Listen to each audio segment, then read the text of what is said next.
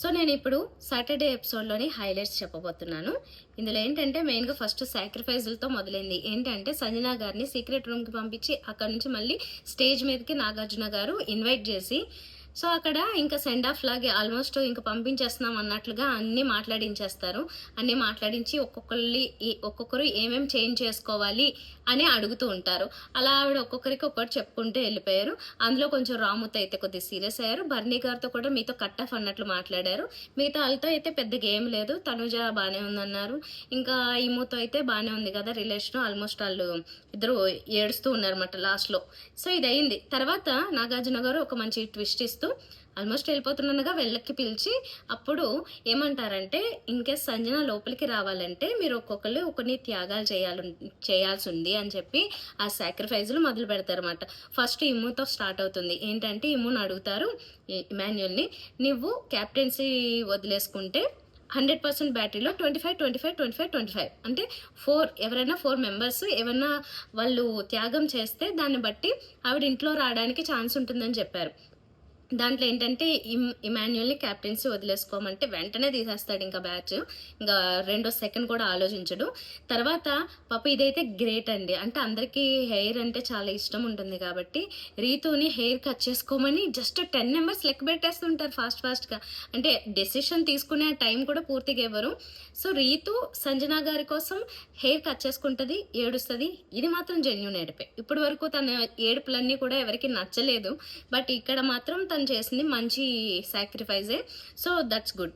ఇంకా అంటే చాలాసార్లు తనకి ఫీడ్ చేస్తూ ఉంటారంట సంజన గారు కూడా, మనం చూసాం కూడా వాటిల్లో. సో అందుకని రీతు ఆ చేయడానికి ఇంకా ఓకే చేసుకుంది. తర్వాత భరణి గారు ఆయన ఒక సీక్రెట్ చైన్ తెచ్చుకున్నారు కదా, దాన్ని ఇచ్చేయమని పంపించేయమని అడుగుతారన్నమాట. దాన్ని కూడా ఆయన త్యాగం చేసేస్తారు. తనుజ కాఫీ, ఇది గ్రేట్. అంటే ఇది చాలా చిన్న విషయంగా కొందరికి అనిపిస్తుంది కానీ తనుజకి మాత్రం కాఫీ అంటే పిచ్చి. కానీ దాన్ని మాత్రం త్యాగం చేసింది పాపం. ఓకే, తర్వాత శ్రీజ నోటి అడుగుతారండి. శ్రీజని లేపడిగితే ఏంటంటే ఒక డ్రెస్సే పెట్టుకుని మొత్తం అంతా అన్ని డ్రెస్సెస్ నువ్వు డినై పంపించేయాలి అని అంటారు. నో అంటది. తర్వాత సుమన్ ఏమో సిగరెట్స్ అడుగుతారు, అది నువ్వు వదిలేసుకోవాలి ఈ సీజన్ అంతా అని. అయితే నో చెప్తాడు తను కూడా. యాక్చువల్లీ సుమన్కి సంజన గారు అంటే ఇష్టం లేనట్లుంది. అది ఎందుకో చెప్తాను నేను తర్వాత మళ్ళీ. సో ఇక్కడ వరకు సాక్రిఫైజుల పర్వం ముగిసిపోయింది. ఆవిడ లోపలికి వచ్చేసారు. తర్వాత యాక్చువల్లీ ఇందులో ఒకటి ఏంటంటే హరీష్ గారికి బాగా కోపం వచ్చే విషయం ఒకటి జరిగింది అక్కడ. ఏంటంటే కుకింగ్ చేస్తున్నారు హరీష్ గారు, 4 రోజుల నుంచి స్నానం చేయలేదు, హైజీన్గా ఉండట్లేదు, ఈ కంప్లైంట్లన్నీ చెప్పేసింది అక్కడ ఆవిడ స్టేజ్ మీద. ఆయన బాగా హర్ట్ అయ్యారు. ఇలాంటి ఏం చెప్పినా ఆయనకి హర్టింగ్గానే ఉంటుంది. అఫ్కోర్స్ ఎవరికైనా అది హర్టింగ్గానే ఉంటుంది. ఇప్పుడు దాని గురించి ఏమైందంటే బ్రేక్ ఇచ్చారు. ఆ బ్రేక్లో జరిగిన సన్నివేశాలు చూపించారు. యూజువల్గా మనకు అన్నీ ఏం చూపించరు. ఆ బ్రేక్లో ఏం జరిగిందంటే తనుజ వచ్చి కుకింగ్ చేయండి అని హరీష్ గారిని అడిగితే నేను చేయను అంటారు. అక్కడ నేషనల్ మీడియాలో నన్ను గురించి ఇలా చెప్పారు అది ఇది అని చెప్పి ఆయన హర్ట్ అయినట్లుగా మాట్లాడుతుంటారు అన్నమాట. చేయనని చెప్తారు. తర్వాత సుమన్ అండ్ హరీష్ గారు మాట్లాడుకునేది ఏంటి అంటే ఇంకా సంజన గారు లోపలికి రాలేదు, అప్పుడే మాట్లాడుకుంటున్నారు. కొంతమంది ఎవరేంటో తెలిసిపోయింది, అంత డ్యూయల్ ఫేస్ వాళ్ళది, అంటే ముందోటి వెనకోటి లాగా నటిస్తున్నారు బాగా అని చెప్పి తిట్టుకుంటూ ఉంటారు. నేషనల్ టెలివిజన్లో నీట్గా లేనని నా మీద ముద్ర వేశారు, ఆయన పదాలన్నీ ఇట్లా ఉంటాయి కదా, నా మీద ముద్ర వేశారు అని ఫీల్ అవుతున్నారు. డెవిల్ ఈజ్ బ్యాక్ అని వాళ్ళు అరుస్తూ వెళ్తూ ఉంటే సంజన గారు వచ్చారని అక్కడ డెవిల్ అయితే ఇక్కడ ఏంజల్ అంటారు. అంటే ఈయన ఏంజల్ అంట, ఆవిడ డెవిల్ అంట. అది ఆయన పోల్చింది. తర్వాత ఓనర్స్ అండ్ టెనెంట్స్ డిఫరెన్స్ లేకుండా కలిసిపోతున్నారు. ఇంతకుముందు లేరు, ఫస్ట్ వీక్ అలా లేరు కదా. ఇప్పుడేమో ఆడియన్స్ నుంచి తీసుకున్న రెస్పాన్స్ మాట ఇది. నాగార్జున గారు అడిగితే మామూలుగా ఆడియన్స్లోంచి వాళ్ళు చెప్పింది ఏంటంటే ఓనర్స్ ఎవరో టెనెంట్స్ ఎవరో తెలియట్లేదు, నిజానికి ఇంకా టెనెంట్స్ ఎక్కువ ఇంట్లో ఉంటున్నారు. ఇలాంటి విషయాలు చెప్పేసరికి ఓకే మనం దీన్ని అడ్రస్ చేద్దామని ఓపెన్ అయిన తర్వాత ఆ విషయం గురించి నాగార్జున గారు వాళ్ళతో మాట్లాడితే ఓకే సార్ మేము ఇక్కడ నుంచి కొంచెం స్ట్రిక్ట్గా ఉంటాము, కరెక్ట్గా పాటిస్తామని చెప్పి అన్నారు. తర్వాత శ్రీజ సంచాలక్గా ఫెయిల్ అయిన విషయం గురించి, ఆ బజర్ గురించి మాట్లాడతారు. అంటే ఒకటి ఫ్యామిలీ మెంబర్స్ నుంచి వచ్చిన ఫొటోస్ వాయిస్లు వీటి గురించి ఒకటి జరిగింది కదా, దాని గురించి శ్రీజ ఫెయిల్ అయిందని దాని గురించి మాట్లాడతారు. మాట్లాడినప్పుడు ప్రియ ఎందుకు నువ్వు నీ స్టాండ్ తీసుకుని ఉండలేకపోయావు, ఎందుకు వదిలేసుకున్నావు త్యాగము అది ఇది అని చెప్పి శ్రీజకు కూడా కొన్ని అక్షింతలు పడ్డాయి, నువ్వు సరిగా చూడలేదు అన్నట్లుగా. తర్వాత ప్రియకు మాత్రం పనిష్మెంట్ వచ్చింది శ్రీజ చేసిన తప్పుకి. ఎందుకు అంటే ప్రియ కరెక్ట్గా తను పోరాడలేదు, ఎందుకో వదిలేసింది, గివ్ అప్ లాగా ఇచ్చేసింది అక్కడ అన్నట్లు. సో దాని గురించి తనకి పనిష్మెంట్ ఇచ్చారు. ఏం పనిష్మెంట్ అంటే సో ఏదో ఇచ్చారండి.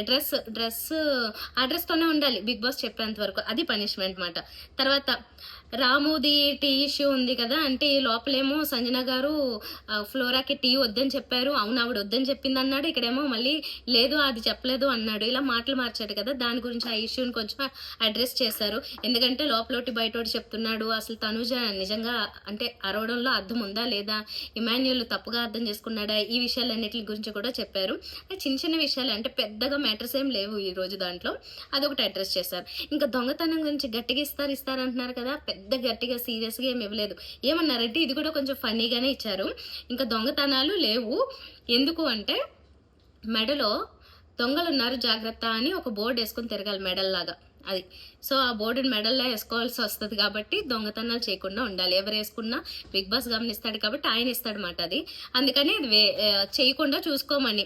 ఇంకా సంజన గారు చేయడానికి ఫిక్స్ అయ్యారు, ఎందుకంటే బోర్డు ఇంత పంపండి లేకపోతే చిన్నది ఒకటి పంపించండి అంటున్నారు. అంటే ఆవిడ దొంగతనానికి ఇంకా రెడీగానే ఉంది, అది అయితే ఆపదలుచుకోలేదు, అది మనకు అర్థమైంది అందులో. తర్వాత ఇక్కడ పెద్ద మ్యాటర్ అండి, అసలు మ్యాటర్. హరీష్ గారిని ఆయన నాగార్జున గారు అంటారు, లత్కోర్ హరీష్ అని పిలుస్తాను ఓకేనా అంటారు. ఎందుకంటే ఆయన లత్కోర్ పనులు చేయట్లేదు మీలా కానీ పవన్ని రీతుని ఉద్దేశించి అన్నాడు.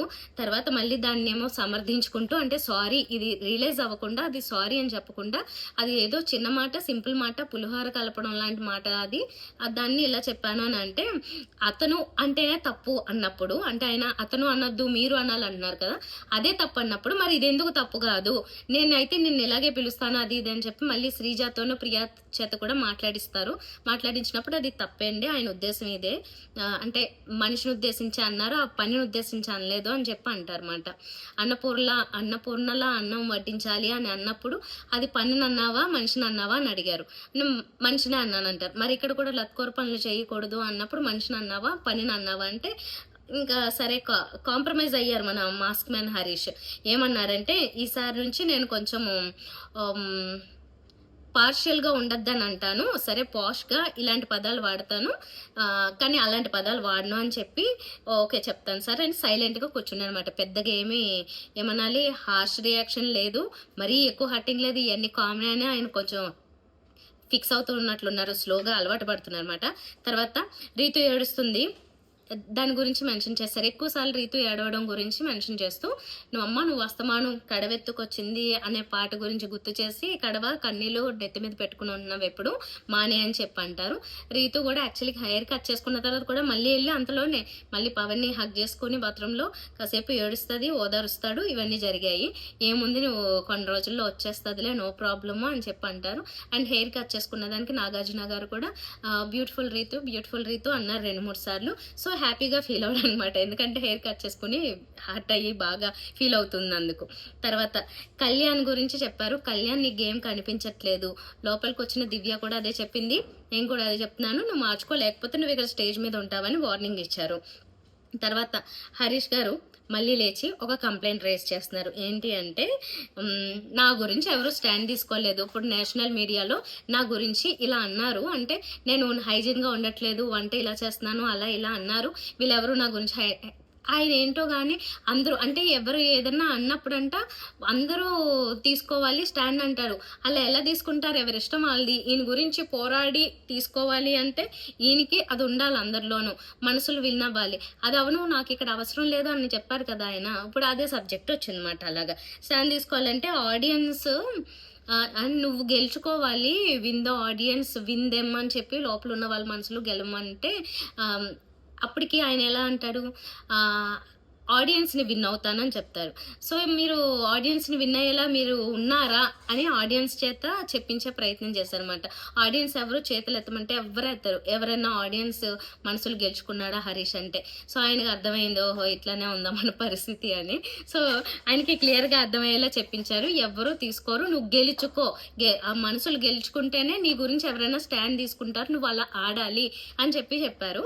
సో ఇంకా ఆయనకి అర్థమైనట్లుంది, పెద్దగా దాన్ని ఏం ల్యాక్ చేయలేదు.